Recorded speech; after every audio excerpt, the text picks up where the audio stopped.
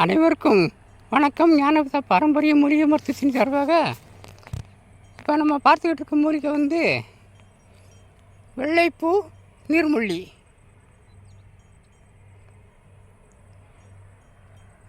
பார்த்துக்கோங்க, வெள்ளைப்பூ பூக்குத நீர்முள்ளி. இது வந்து ஒரு காயகற்ப செடி.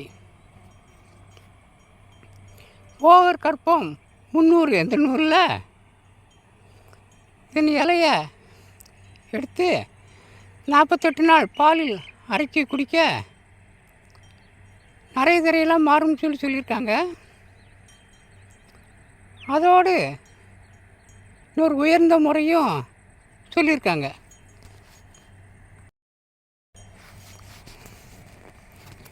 அதாவது செம்பு ஒரு பழம், பாதரசம் ஒரு பழம், ரெண்டையுமே இந்த நீர்முள்ளி வெள்ளை நீர்முள்ளி இலைச்சாறு விட்டு அரைச்சி புடம் போட்டாச்சுன்னா சுண்ணமாகும்.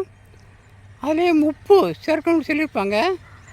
ஏற்கனவே உப்பை பற்றி பேசும்போது நிறையா கருத்துகள் வைத்தியர்கள் சொன்னாலும் வைத்தியத்துக்குள்ளே உப்புன்னு சொல்லியிருக்கு. ஏற்கனவே நான் அது உங்களுக்கு பதிவு பண்ணியிருக்கேன். அந்த உப்பு சுண்ணத்தை எடுத்தாலே போதும். முப்புலே வந்து பல வகை இருந்தாலும் மிக உயர்ந்த முப்பு முறையெல்லாம் இருக்கத்தான் செய்யுது. அது வந்து வைத்தியத்துக்கு வாதத்துக்கு அப்படின்னு சொல்லி பல முறை இருந்தாலும் நம்ம வைத்தியத்துக்குன்னு எளிமையான முறைகள் இருக்குது. அது சுண்ணமாகும். அந்த சுண்ணத்தை நீரில் கொஞ்சம் போட்டு இதை சாறு விட்டு அரைச்சி போட்டிங்கன்னா கடுங்கார சுண்ணமாகும். அப்படி சுண்ணத்தை வந்து நம்ம தனியாக சாப்பிட முடியாது. அதை வாழைப்பழத்தில் வச்சோம்னா 3 மணி நேரத்தில் வாழைப்பழம் காயாக மாறும்னு இருக்காங்க. அந்த காயை 48 நாள் சாப்பிட்டாலே முதுமையிலிருந்து இளமையை வருவான்னு சொல்லி கணக்கு. அப்பேற்பட்ட கற்பம் இந்த வெள்ளை நீர்முள். அதுக்கு நம்ம முதல்ல தாம்பரத்தை பச்சை அடிக்காமல் சுற்றி பண்ணி வச்சுக்கிடணும்.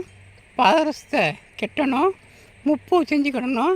இத்தனையும் சேர்ந்து ரெடி பண்ணி வச்சுக்கிட்டு இந்த மருந்தை போட்டு முடிக்கணும்.